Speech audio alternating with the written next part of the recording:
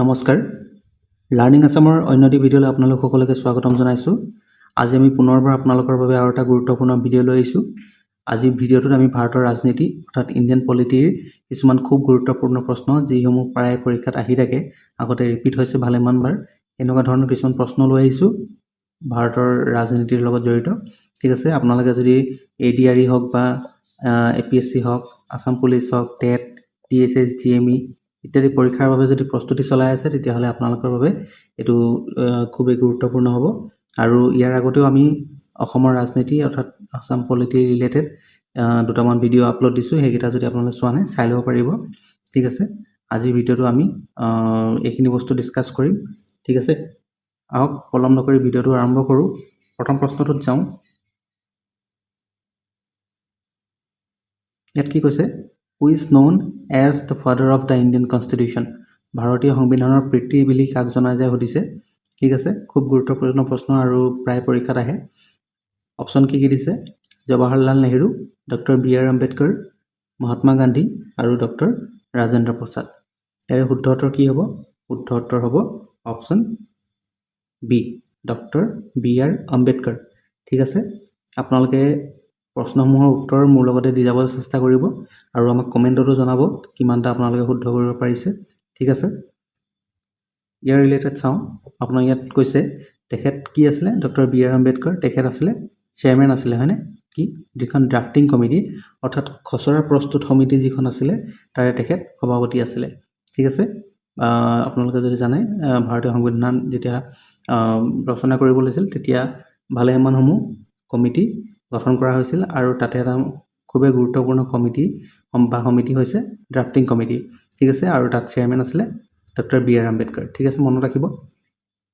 আৰু তেখেতক ভাৰত ৰত্ন দিয়া গৈছিলে 1990 চনত মৰণোত্তৰভাৱে। এইটো মনত ৰাখিব, পৰীক্ষাত আহে। ঠিক আছে, এইখিনি আপোনালোকে নোট কৰি গৈ থাকিব মোৰ লগতে। পিছৰ প্ৰশ্নটো চাওঁ। ইয়াত কৈছে when was the first meeting of constituent assembly held? ঠিক আছে, ফাৰ্ষ্ট মিটিঙৰ কথা সুধিছে আমাক। প্ৰথমখন বৈঠক, সংবিধান সভাৰ প্ৰথমখন বৈঠক কেতিয়া অনুষ্ঠিত হৈছিল সুধিছে। ঠিক আছে, অপশ্যন কি দিছে? 15 আগষ্ট 1947, 26 জানুৱাৰী 1950, 9 ডিচেম্বৰ 1946 নে 26 নৱেম্বৰ 1949। ঠিক আছে, ইয়াতে শুদ্ধ উত্তৰ কি হ'ব? শুদ্ধ উত্তৰ হ'ব অপশ্যন চি, 9 ডিচেম্বৰ 1946, 9 ডিচেম্বৰ 1946।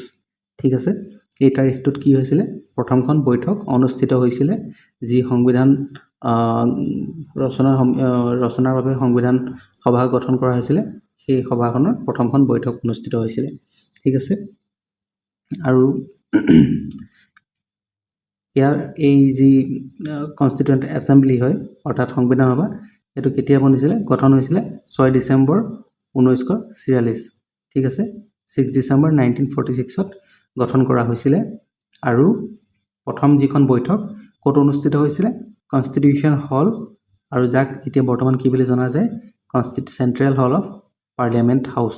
ঠিক আছে, এই বুলি জনা যায়। ইয়াতে প্ৰথমখন বৈঠক অনুষ্ঠিত হৈছিলে। মনত ৰাখিব, নোট কৰি যাব। ঠিক আছে, পিছৰ প্ৰশ্নটো চাওঁ। কুৱেশ্যন নম্বৰ 3, ইয়াত কি কৈছে? Who was the interim president of the constituent assembly? Interim president of the constituent assembly, ভাৰতৰ যি সংবিধান সভা আছিলে তাৰ অন্তৱৰ্তীকালীন সভাপতি কোন আছিলে সুধিছে। ঠিক আছে, অপশ্যন কি দিছে? Doctor Rajendra Prasad, doctor BR Ambedkar, doctor Sachchidananda Sinha আৰু ডক্টৰ জৱাহৰলাল নেহৰু। শুদ্ধ উত্তৰ কি হ'ব? শুদ্ধ উত্তৰ হ'ব option C, doctor Sachchidananda Sinha. ঠিক আছে, তেখেত কি আছিলে? যিখন কনষ্টিটিউৱেণ্ট এছেম্বলি গঠন হৈছিলে তাৰে অন্তৱৰ্তীকালীন সভাপতি, শ্বৰ্ট টাৰ্মৰ কাৰণে টেম্পৰৰী প্ৰেচিডেণ্ট হৈছিলে। ঠিক আছে, যি কনষ্টিটিউৱেণ্ট এছেম্বলি আছিলে, কনষ্টিটিউৱেণ্ট এছেম্বলিৰ যি interim president doctor Sachchidananda Sinha, তেখেত কেতিয়াৰ পৰা কেতিয়ালৈ আছিলে? তেখেতে 9 ডিচেম্বৰ 1946 পৰা 11 ডিচেম্বৰ 1946লৈকে, মানে খুব বেছি দিন নহয়, খুব কম সময়ৰ বাবে তেখেতে প্ৰেচিডেণ্ট আছিলে। ঠিক আছে, প্ৰথম গঠন হোৱাৰ পিছতে। আৰু কনষ্টিটিউৱেণ্ট এছেম্বলি যিখন আছে তাৰে কনষ্টিটিউশ্যনেল এডভাইজৰ বুলি কোন আছিলে? BN ৰাও। এইটো খুব গুৰুত্বপূৰ্ণ, মনত ৰাখি থ'ব। ঠিক আছে, ইয়াৰ লগতে আমি আৰু কিছুমান ৰিলেটেড কুৱেশ্যন পাম আৰু ৰিলেটেড পইণ্টছ পাম, সেইসমূহ আপোনালোকৰ বাবে গুৰুত্বপূৰ্ণ, আপোনালোকে নোট কৰি যাব।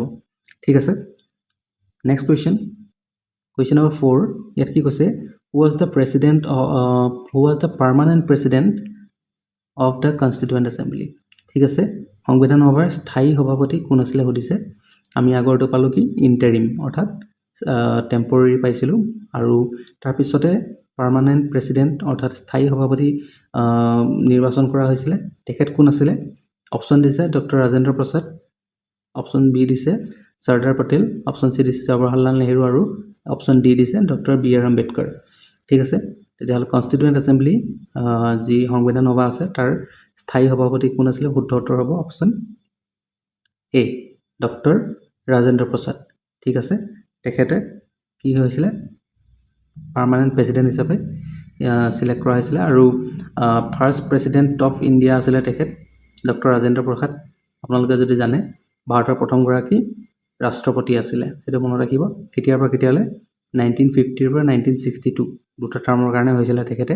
ঠিক আছে, আৰু ডক্টৰ ৰাজেন্দ্ৰ প্ৰসাদে ভাৰতৰত্ন বঁটা লাভ কৰিছিলে 1962 চনত। ঠিক আছে, 1962ত ভাৰতৰত্ন লাভ কৰিছিলে, মনত ৰাখিব। পিছৰ প্ৰশ্নটো চাওঁ, কুৱেশ্যন নম্বৰ 5, ইয়াত কৈছে who was the chairman of the drafting committee. Chairman of the drafting committee, খচৰা সমিতিৰ অধ্যক্ষ কোন আছিলে সুধিছে। এইটো আমি অলৰেডি পাইছোঁ, আপোনালোকে গম পাইছেই চাগে। আৰু শুদ্ধ উত্তৰটো কি দিব? অপশ্যন দিছে জৱাহৰলাল নেহৰু, বি.আৰ. আম্বেদকাৰ, বি.এন. ৰাও, আৰু অপশ্যন বি দিছিলে doctor Rajendra Prasad, option C দিছিলে বি.এন. ৰাও, অপশ্যন ডি দিছে ডক্টৰ বি.আৰ. আম্বেদকাৰ। শুদ্ধ উত্তৰ হ'ব option D, doctor B R. Ambedkar. তেখেতেই কি আছিলে? ড্ৰাফটিং কমিটি, অৰ্থাৎ যি সংবিধান লিখাৰ বা খচৰা প্ৰস্তুত কৰা সমিতি আছিলে তাৰ সভাপতি বা অধ্যক্ষ আছিলে। ঠিক আছে, এবাউটত কি দিয়া হৈছে, এই যি ড্ৰাফটিং কমিটি আছে কেতিয়া ছেটআপ হৈছিলে? 29 আগষ্ট 1947। ঠিক আছে, তেতিয়া গঠন কৰা হৈছিলে। ইয়াতে 7জন মেম্বাৰ আছিলে। ঠিক আছে, 7 মেম্বাৰ্ছ আছিলে, আৰু ইনক্লুডিং কোন আছিলে? মহম্মদ ছাদুল্লাহ আৰু কে.এম. মুন্সি, তেওঁলোকো সেই সমিতিত আছিলে। ঠিক আছে, ইয়াৰ বাহিৰেও আৰু 2জনমান আছিলে, আপোনালোকে গোটেই লিষ্টখন চাই ল'ব এবাৰ। ঠিক আছে, পিছৰ প্ৰশ্নটো চাওঁ, কুৱেশ্যন নম্বৰ 6টোত কি কৈছে? How long did it take to frame the constitution of India. ঠিক আছে, ভাৰতৰ সংবিধান প্ৰণয়ন কৰিবলৈ কিমান সময় লাগিল? ঠিক আছে, কিমান সময় লাগিলে? অপশ্যন দিছে 2 years 11 months 18 days, 3 years 2 months 10 days, 2 years 6 months, 1 year 11 months 18 days। শুদ্ধ উত্তৰ কি হ'ব? শুদ্ধ উত্তৰ হ'ব option A, 2 years 11 months 18 days। ঠিক আছে, 2 বছৰ 11 মাহ 18 দিন সময় লাগিছে মুঠ সংবিধান বনাবলৈ। ঠিক আছে, কেতিয়াৰ পৰা ষ্টাৰ্ট হৈছিলে? 9 ডিচেম্বৰ 1946, যেতিয়া প্ৰথম কনষ্টিটুৱেণ্ট এছেম্বলি গঠন হৈছিলে। ঠিক আছে, আৰু শেষ কেতিয়া হৈছিলে? 26 নৱেম্বৰ 1949ত। ঠিক আছে, এইটো মনত ৰাখিব। এই সময়ছোৱাৰ ভিতৰতে সংবিধান প্ৰণয়ন কৰা হৈছিল, মনত ৰাখিব। পিছৰ প্ৰশ্নটো চাওঁ, ইয়াত কি কৈছে? The constitution of India was adopted on. ভাৰতৰ সংবিধান কেতিয়া গ্ৰহণ কৰা হৈছিল? এডপ্ট কেতিয়া কৰা হৈছিল সুধিছে। অপশ্যন কি দিছে? 26 জানুৱাৰী 1950, 15 আগষ্ট 1947, 26 নৱেম্বৰ 1949, আৰু 9 ডিচেম্বৰ 1946। শুদ্ধ উত্তৰ কি হ'ব? এডপ্ট কৰা বুলি ক'লে শুদ্ধ উত্তৰ হ'ব অপশ্যন চি, 26 নৱেম্বৰ 1949। ঠিক আছে, 26 নৱেম্বৰ 1949 চনত সংবিধান কি কৰা হৈছিলে? গ্ৰহণ কৰা হৈছিলে, মনত ৰাখিব। ইয়াৰ লগত কি দিছে? কোনে এডপ্ট কৰিছিলে? Constituent assembly. ঠিক আছে, সংবিধান সভাই এডপ্ট কৰিছিলে, আৰু যি তাৰিখত 26 নৱেম্বৰ তাৰিখটো যিটো হয়, সেই তাৰিখটোক কি ডে হিচাপে পালন কৰা হয়? সেই তাৰিখটোক কনষ্টিটিউশ্যন ডে বা সংবিধান দিৱস হিচাপে পালন কৰা হয় বুলি কোৱা হৈছে। ঠিক আছে, কুৱেশ্যন নম্বৰ 8, ইয়াত কৈছে the constitution of India came into force on. ঠিক আছে আগত সুধিছিলে আমাক কেতিয়া এডপ্ট কৰা হৈছিলে ইয়াত সুধিছে আমাক কেতিয়াৰ পৰা প্ৰযোজ্য হৈছিলে অৰ্থাৎ বলবৎ হৈছিলে ভাৰতৰ সংবিধান বলবৎ হৈছিলে কেতিয়াৰ পৰা ঠিক আছে অপশ্যন কি দিছে 15 আগষ্ট 1947 26 জানুৱাৰী 1950 26 নৱেম্বৰ 1949 আৰু 2 অক্টোবৰ 1950 শুদ্ধ উত্তৰ কোনটো হ'ব শুদ্ধ উত্তৰ হ'ব অপশ্যন বি 26 জানুৱাৰী 1950 ঠিক আছে এই 26 জানুৱাৰী 1950 এই তাৰিখটোত আমাৰ সংবিধানখন বলবৎ হৈছিলে আৰু সেইকাৰণে সেই তাৰিখটোত আমি কি হিচাপে পালন কৰোঁ ৰিপাব্লিক ডে ঠিক আছে ৰিপাব্লিক ডে হিচাপে আমি পালন কৰোঁ ঠিক আছে আৰু এই 26 জানুৱাৰী যি তাৰিখটো আছে এই তাৰিখটো কি কাৰণে লোৱা হৈছিলে টু অনাৰ পূৰ্ণ স্বৰাজ ডিক্লেৰেশ্যন অফ 1930 1930 চনতে কি কৰিছিলে পূৰ্ণ স্বৰাজ যি আছিলে এই পূৰ্ণ স্বৰাজ ঘোষণা কৰা হৈছিলে কংগ্ৰেছে ঘোষণা কৰিছিলে ব্ৰিটিছৰ এগেইনষ্টত ঠিক আছে সেইকাৰণে সেই তাৰিখটো মানে অনাৰ কৰিবলৈ মানে তাৰিখটো ইম্পৰ্টেঞ্চ দিবলৈ কাৰণে 26 জানুৱাৰী তাৰিখটো বাছি লোৱা হ'ল ঠিক আছে আৰু এই 26 তাৰিখৰ দিনটোত আমি ৰিপাব্লিক ডে অৰ্থাৎ গণতন্ত্ৰ দিৱস হিচাপে পালন কৰোঁ পিছৰ প্ৰশ্নটো চাওঁ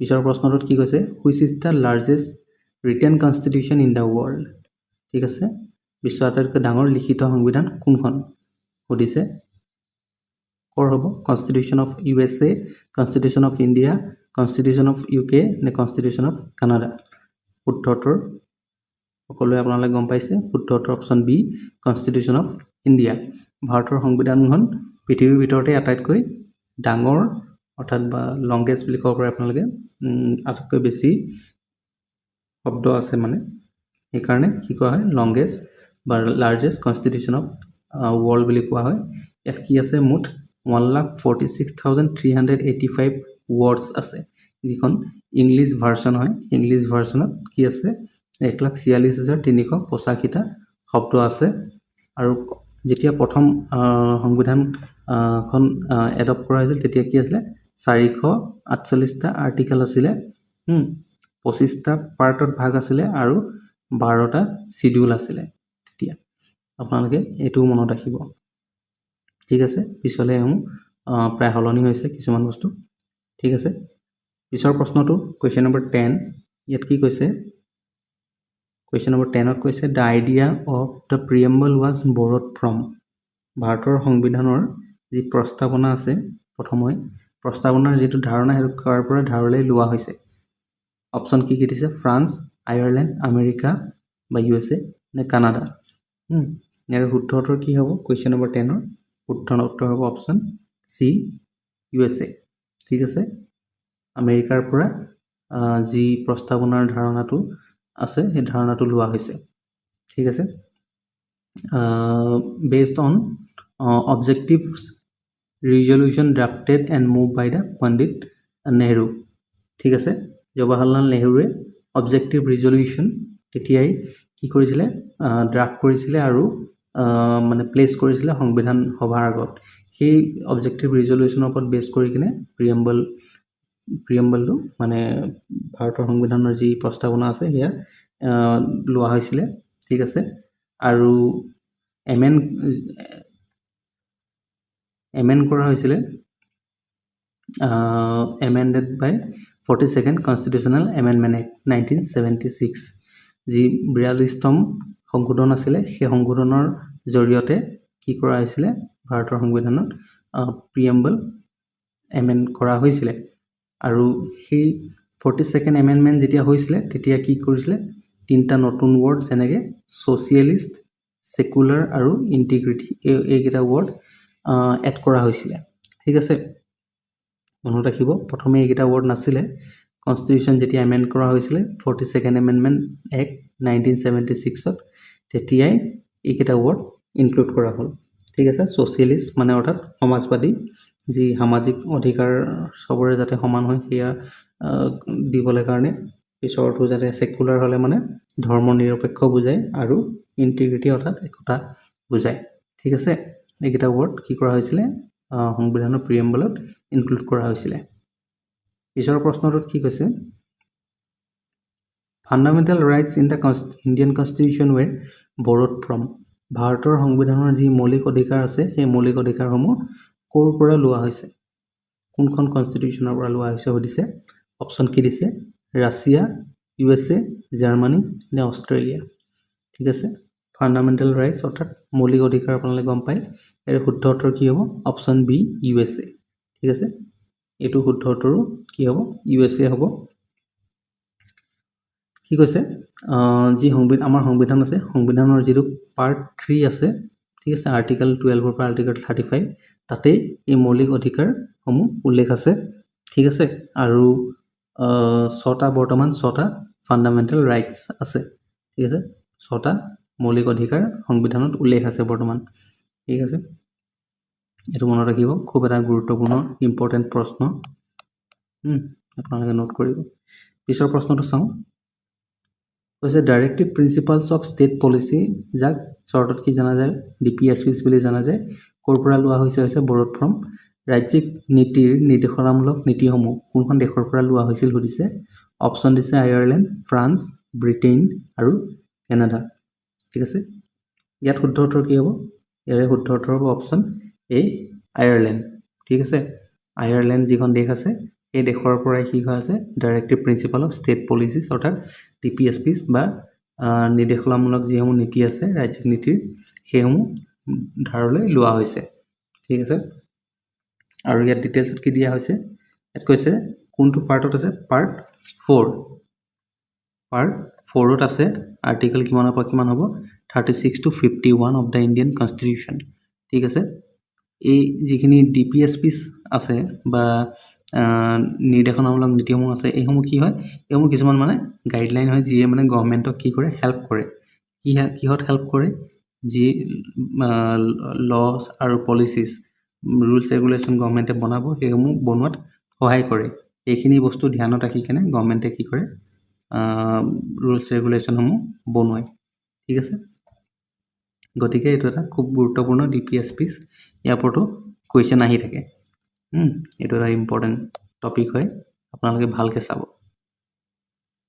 পিছৰ প্ৰশ্নটো কুৱেশ্যন নম্বৰ 13ত কি কৈছে fundamental duties were borrowed from which country মৌলিক কৰ্তব্য কোনখন দেশৰ পৰা লোৱা হৈছিল ঠিক আছে আমি ফাণ্ডামেণ্টেল ৰাইটছৰ কথা পালোঁ এতিয়া হৈছে ফাণ্ডামেণ্টেল ডিউটিজ ঠিক আছে অপশ্যন কি দিছে ফ্ৰান্স জাপান জাৰ্মানী আৰু ৰাছিয়া যাক আগতে USSR বুলি জনা হৈছিল শুদ্ধ উত্তৰ হ'ব অপশ্যন ডি ৰাছিয়া বা আগতে যাক কৈছিলে USSR ঠিক আছে ফাণ্ডামেণ্টেল ডিউটিসমূহ কি হয় কিছুমান মৌলিক কৰ্তব্যৰ কথা উল্লেখ আছে যিসমূহ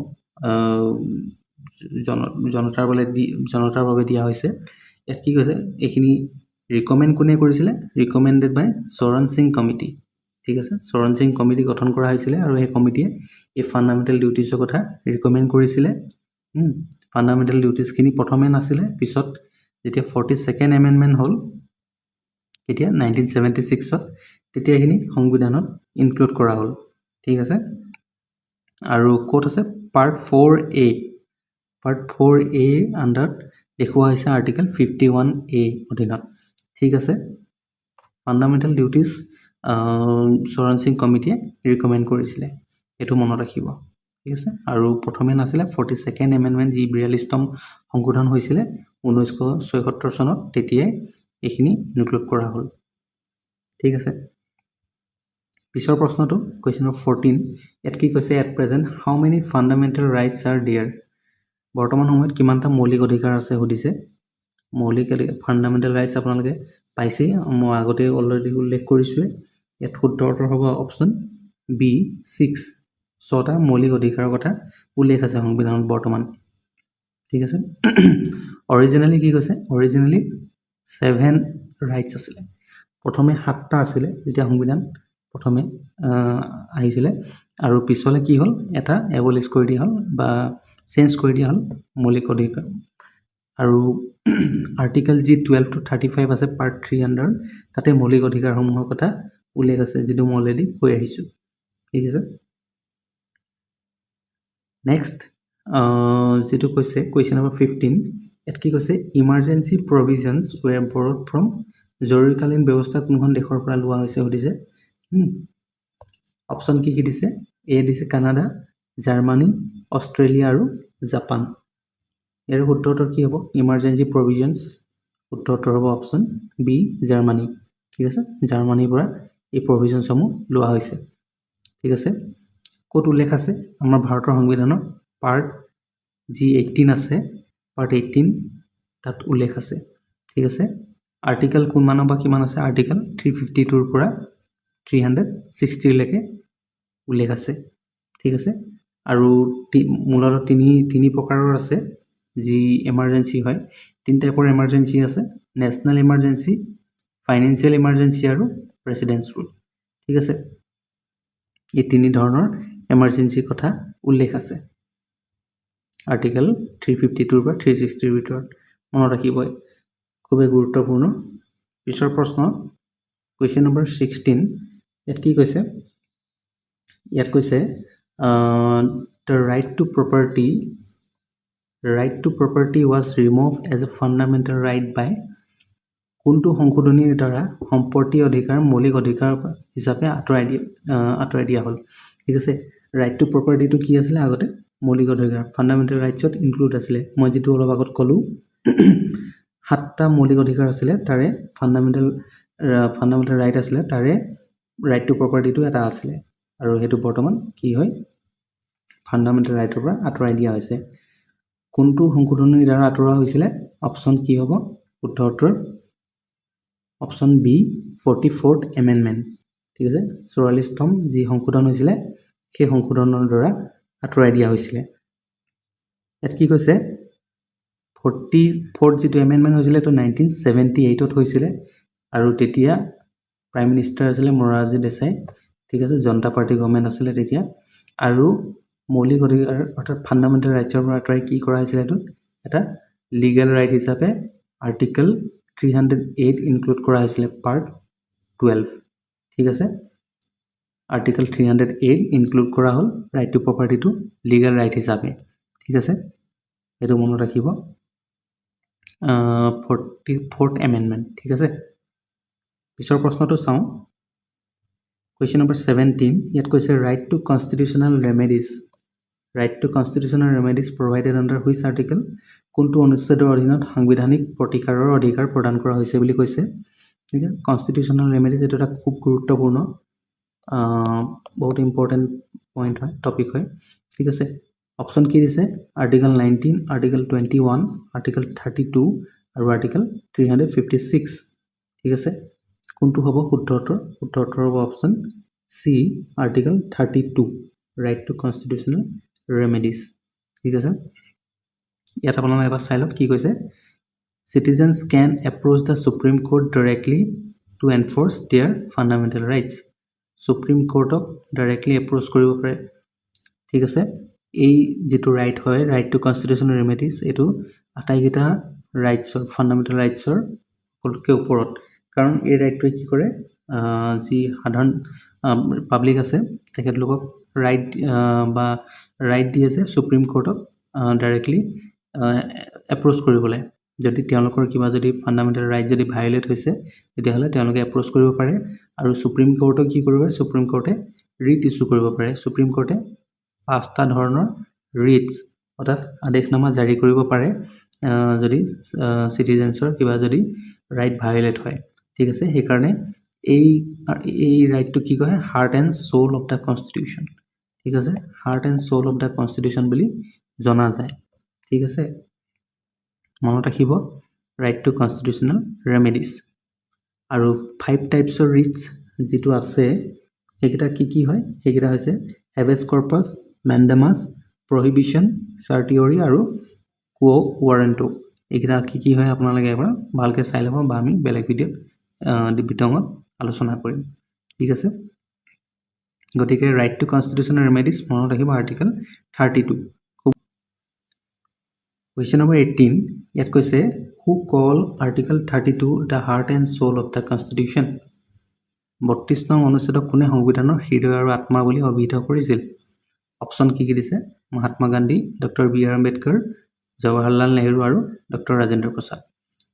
এই আৰ্টিকেল 32টো কোনে কৈছিলে হাৰ্ট এণ্ড সোল বুলি শুদ্ধ উত্তৰ হ'ব option B doctor B R Ambedkar ঠিক আছে বি আৰ আম্বেদকাৰে কৈছিলে এইটো কি হয় পাৰ্ট 3 যি ফাণ্ডামেণ্টেল ৰাইটছ আছে তাৰ ভিতৰতে ইনক্লুড কৰা আছে ঠিক আছে এনফৰ্চমেণ্ট অফ আদাৰ ৰাইটছ এজ এ গ্যাৰাণ্টিড ৰাইট বাকী যিসমূহ ৰাইট আছে ফাণ্ডামেণ্টেল ৰাইটছ আছে সেই ৰাইটসমূহ যাতে এনফৰ্চ হয় সেইটো এই আৰ্টিকলটোৱে পাৱাৰ দিছে ঠিক আছে গতিকে ইয়াক হাৰ্ট এণ্ড সোল বুলি কোৱা হয় মনত ৰাখিব পিছৰ প্ৰশ্নটো কুৱেশ্যন নম্বৰ 19 ইয়াত কৈছে ৰাইট টু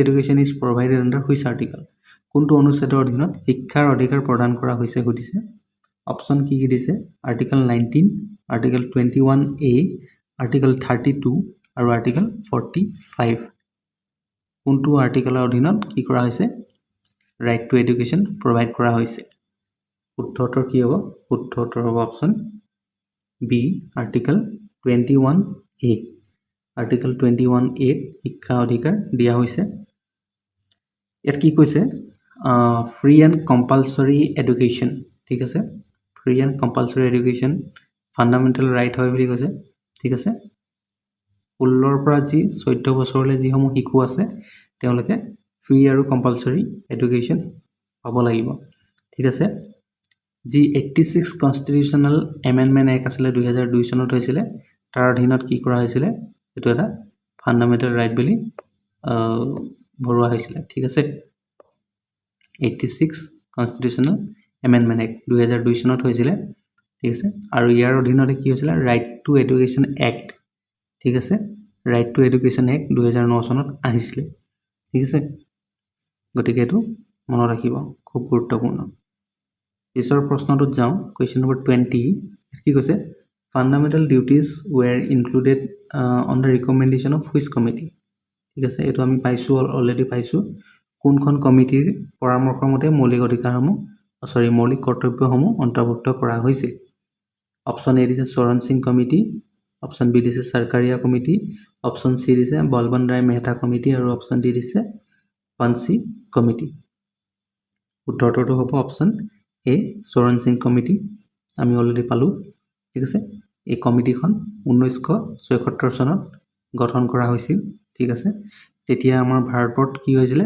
নেশ্যনেল ইমাৰ্জেঞ্চি চলি আছিলে ঠিক আছে 1975ৰ পৰা 1977লৈকে নেশ্যনেল ইমাৰ্জেঞ্চি হৈছিলে প্ৰাইম মিনিষ্টাৰ তেতিয়া কোন আছিলে প্ৰাইম মিনিষ্টাৰ আছিলে ইন্দিৰা গান্ধী হয়নে সেই সময়তে এই চৰণ সিং কমিটি গঠন কৰা হৈছিল আৰু চৰণ সিং কমিটিয়ে কি কৰিছিলে ফাণ্ডামেণ্টেল ডিউটিজ কিছুমান ৰিকমেণ্ড কৰিছিলে ঠিক আছে কুৱেশ্যন নম্বৰ 21 ইয়াত কৈছে which constitutional amendment is known as mini constitution কোনটো সাংবিধানিক সংশোধনীক ক্ষুদ্ৰ সংবিধান বুলিও জনা যায় ঠিক আছে অপশ্যন কি দিছে 44th amendment 73rd amendment 52nd amendment আৰু 42nd এমেণ্ডমেণ্ট মিনি কনষ্টিটিউশ্যন বুলি জনা যায় কোনটো সংশোধনী শুদ্ধ উত্তৰ অপশ্যন ডি 42nd এমেণ্ডমেণ্ট যিটো আছে সেইটো কিয় ঠিক আছে এইটো এমেণ্ডমেণ্ট কেতিয়া হৈছিলে এইটো নেশ্যনেল এমাৰ্জেঞ্চি যেতিয়া চলি আছিলে মই অলপ আগত ক'লোঁ ইন্দিৰা গান্ধী আছিলে তেতিয়া প্ৰাইম মিনিষ্টাৰ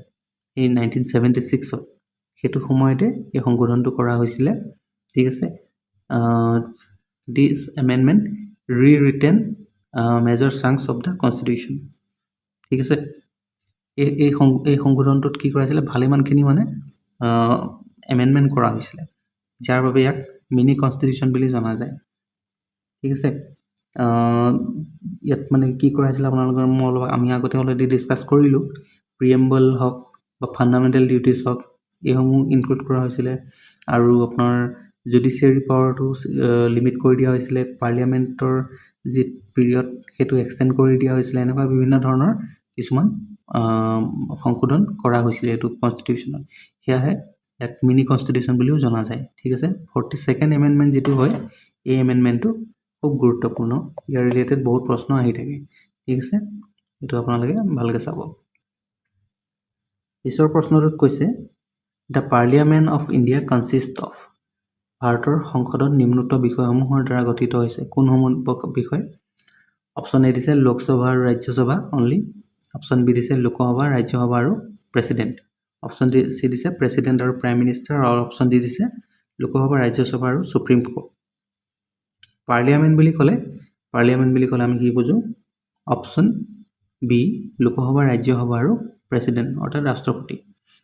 এই তিনিজনক লৈ কেনে লোকসভা, ৰাজ্যসভা আৰু প্ৰেচিডেণ্ট এখেতক লৈ কেনে কি হয়?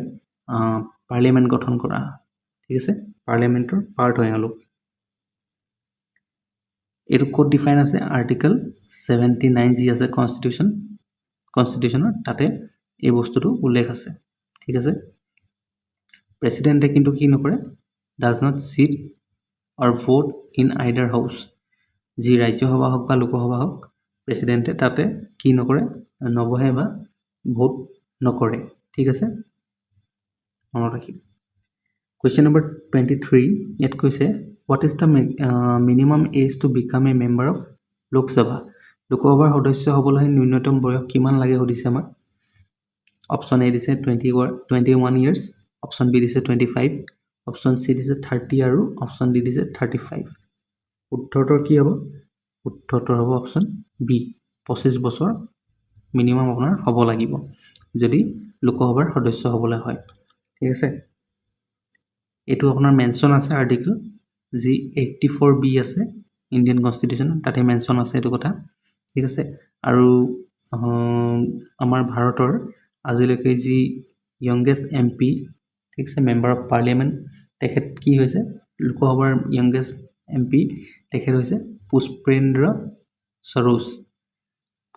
সৰোজ। তেখেত সমাজবাদী পাৰ্টি যি আছে উত্তৰ প্ৰদেশত, তাৰে MP হয়। যি কৌশম্বী কনষ্টিটুৱেঞ্চি আছে উত্তৰ প্ৰদেশৰ, তাৰ MP হয়। বৰ্তমান যি 18তম লোকসভা চলি আছে, 2024ত গঠন হৈছিলে, তেতিয়াই তেখেতে কি হৈছিলে? MP হিচাপে লোকসভালৈ মনোনীত হৈছিলে, ঠিক আছে, আহিছিলে। গতিকে এখেতৰ নামটো মনত ৰাখিব, য়ংগেষ্ট MP।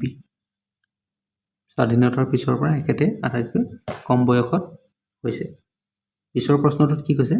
What is the minimum age to become a member of Rajya Sabha? আগৰটো আমি পালোঁ লোকসভা, এতিয়া কৈছে ৰাজ্যসভা। ৰাজ্যসভাৰ সদস্য হ'বলৈ ন্যূনতম বয়স কিমান লাগিব? ইয়াৰে উত্তৰটো হ'ব অপশ্যন চি, 30 ইয়াৰ্ছ, 30 বছৰ মিনিমাম হ'ব লাগিব, ঠিক আছে? এইটো আপোনালোকৰ আৰ্টিকল 84Bত মেনশ্যন আছে। আৰু আজিলৈকে হোৱা য়ংগেষ্ট MP কোন হয়? তেখেত হৈছে ৰাঘৱ চড্ডা, তেখেত পঞ্জাৱৰ হয়নে? তেখেত ৰাজ্যসভাৰ য়ংগেষ্ট MP, মনত ৰাখিব।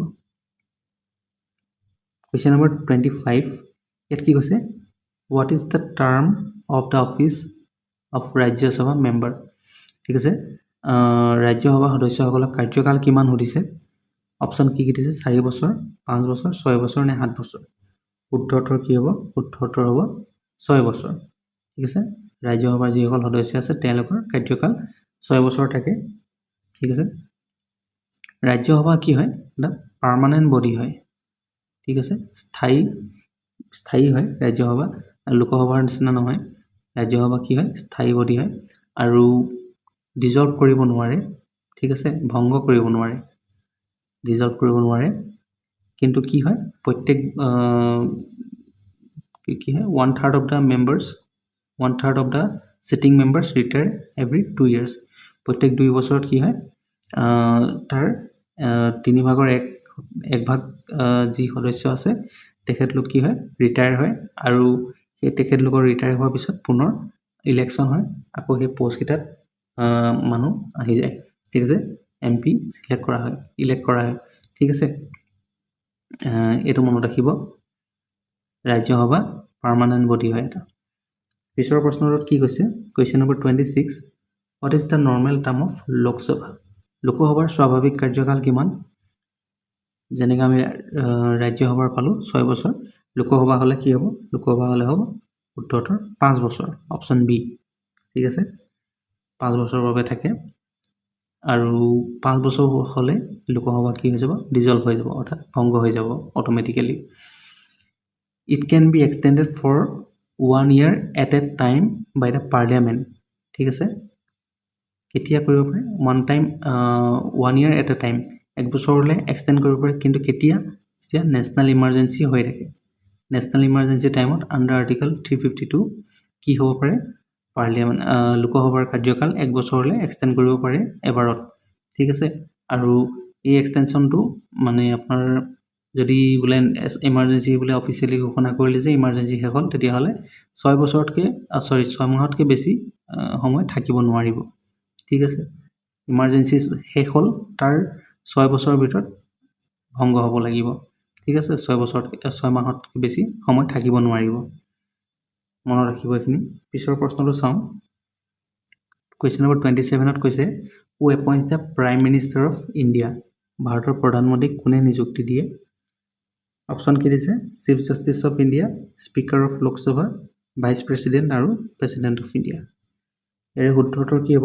শুদ্ধ উত্তৰ হ'ব option D, president of India. ভাৰতৰ ৰাষ্ট্ৰপতিয়ে কি কৰে? ভাৰতৰ প্ৰধানমন্ত্ৰীক নিযুক্তি দিয়ে। ঠিক আছে, ইয়াত কি কৈছে? আণ্ডাৰ আৰ্টিকেল 75 এই বস্তুটো মেনশ্যন আছে, এই কথাটো মেনশ্যন আছে আৰ্টিকেল 75ত। ঠিক আছে, আৰু প্ৰধানমন্ত্ৰী হ'বলৈ হ'লে কি হ'ব লাগিব? লোকসভা বা ৰাজ্যসভা যিকোনো এখন সভাৰ সদস্য হ'ব লাগিব। আৰু যদিও বা তেখেত সদস্য নহয়, কিন্তু প্ৰধানমন্ত্ৰী হিচাপে নিযুক্তি দিয়াৰ পিছত 6 মাহৰ ভিতৰত তেখেতে যিকোনো এটা আইদাৰ লোকসভা বা ৰাজ্যসভাৰ সদস্য হিচাপে ইলেকশ্যনত মানে সদস্য হ'ব লাগিব, জিকি আহিব লাগিব। ঠিক আছে, বা যদি নহয় তেখেতক পুনৰ আঁতৰাই দিয়া হ'ব। ঠিক আছে, কুৱেশ্যন নম্বৰ 28, ইয়াত কি কৈছে? What is the minimum age required to become the president of India? ভাৰতৰ ৰাষ্ট্ৰপতি হ'বলৈ ন্যূনতম বয়স কিমান লাগিব সুধিছে প্ৰেচিডেণ্টৰ বাবে। ঠিক আছে, অপশ্যন কি দিছে? 30 years, 35 years, 40 years আৰু 45 years। শুদ্ধ উত্তৰ হ'ব অপশ্যন বি, 35 years। ৰাষ্ট্ৰপতি অৰ্থাৎ প্ৰেচিডেণ্ট হ'বলৈ হ'লে ভাৰতত ন্যূনতম বয়স হ'ব লাগিব 35 years। ঠিক আছে, এইটো আৰ্টিকেল 58(1) ছাবছেকশ্যন বিত মেনশ্যন আছে। ঠিক আছে, কনষ্টিটিউশ্যনৰ। ঠিক আছে, আৰু প্ৰেচিডেণ্ট হ'বলৈ হ'লে আৰু এটা কোৱালিফিকেশ্যন লাগে কি যে must be qualified for election as a member of Lok Sabha. লোকসভাৰ সদস্য হিচাপে যাতে তেখেত ইলেকশ্যন খেলিব পাৰে, সেইটো কোৱালিফিকেশ্যন তেখেতৰ থাকিব লাগিব। তেতিয়াহে তেখেতে কি কৰিব পাৰে? ৰাষ্ট্ৰপতি হিচাপে শাসনভাৰ ল'ব পাৰিব। ঠিক আছে, question number, how many members can the president nominate to the Rajya Sabha? প্ৰেচিডেণ্টে কেইজন সদস্য নমিনেট কৰিব পাৰে? ৰাজ্যসভালৈ ৰাষ্ট্ৰপতিয়ে কিমানজন সদস্যক মনোনীত কৰিব পাৰে? ঠিক আছে, অপশ্যন কি দিছে? 10, 12, 14 আৰু 15। ইয়াৰ শুদ্ধ উত্তৰ কি হ'ব? শুদ্ধ উত্তৰ হ'ব অপশ্যন বি, 12। 12জন সদস্যক কি কৰিব পাৰে? ৰাষ্ট্ৰপতিয়ে নিজে মনোনীত কৰিব পাৰে ৰাজ্যসভালৈ। ঠিক আছে, আৰু এই পাৱাৰটো ৰাষ্ট্ৰপতিক আৰ্টিকেল 81 ছাবছেকশ্যন এ অধীনত দিয়া হৈছে। ঠিক আছে, 4টা ফিল্ড কেটেগৰী আছে, যেনে লিটাৰেচাৰ, ঠিক আছে, ছায়েন্স, আৰ্ট আৰু ছ'চিয়েল ছাৰ্ভিচ। এই 4টা কেটেগৰীৰ ভিতৰত তেখেতে কি কৰিব লাগে? চিলেক্ট কৰিব লাগে। ঠিক আছে, এই 4টা কেটেগৰীৰ লগত জড়িত ব্যক্তিসমূহক কি কৰা হয়? ৰাজ্যসভালৈ মনোনীত কৰা হয় ৰাষ্ট্ৰপতিৰ দ্বাৰা। মনত ৰাখিব। কুৱেশ্যন নম্বৰ 13, এইটো লাষ্ট কুৱেশ্যন। ইয়াত কি কৈছে? Who elects the speaker of the Lok Sabha? Lok Sabha অধ্যক্ষক কোনে নিৰ্বাচন কৰে সুধিছে আমাক ইয়াত। অপশ্যন কি দিছে? President of India, members of the Rajya Sabha, members of the Lok Sabha আৰু প্ৰাইম মিনিষ্টাৰ অফ ইণ্ডিয়া। এইটো খুব গুৰুত্বপূৰ্ণ। ইয়াত কি কৈছে? শুদ্ধ উত্তৰ কি হ'ব? Option C, members of the Lok Sabha. লোকসভাৰ যিসকল সদস্য থাকে তেওঁলোকৰ দ্বাৰাই কি কৰা হয়? লোকসভাৰ অধ্যক্ষক নিৰ্বাচন কৰা হয়। ঠিক আছে, এইটো আৰ্টিকেল 93 অধীনত উল্লেখ কৰা আছে। ঠিক আছে, আৰু স্পীকাৰ যিজন থাকে তেখেতে কি হয়? 5 বছৰৰ বাবে থাকে। ঠিক আছে, আৰু মেম্বাৰখিনি যিসকল সদস্য আছে তেওঁলোকৰ মাজৰ পৰাই ভোটিঙৰ জৰিয়তে নিৰ্বাচন কৰা হয় লোকসভা অধ্যক্ষক। ঠিক আছে, এইটো আপোনালোকে নোট কৰি ল'ব। এইখিনি আছিলে খুব ইম্পৰ্টেণ্ট কিছুমান কুৱেশ্যনছ ইণ্ডিয়ান পলিটি ৰিলেটেড যিসমূহ প্ৰায় ৰিপিট হৈ থাকে আপোনালোকে যদি ভিডিঅ'টো শেষলৈকে চাইছে আপোনালোকে আমাক কমেণ্টত জনাব নাপাহৰিব ইয়াৰ একেটা উত্তৰ আপোনালোকে নিজে শুদ্ধ কৰিব পাৰিছে আৰু যদি আপোনালোকে PDF টো বিচাৰে আমাক কমেণ্ট কৰিব PDF লাগে বুলি আমি আপোনালোকক দি দিম ঠিক আছে আগলৈ এনেধৰণৰ ভিডিঅ' পাই থাকিবলৈ আমাৰ চেনেলটোৰ লগত জড়িত হৈ থাকিব আমাৰ টেলিগ্ৰাম চেনেলতো আপোনালোকে জইন হ'ব পাৰে লিংক ডেছক্ৰিপশ্যনত আছে ভিডিঅ'টো ইমানতে সামৰিছোঁ ধন্যবাদ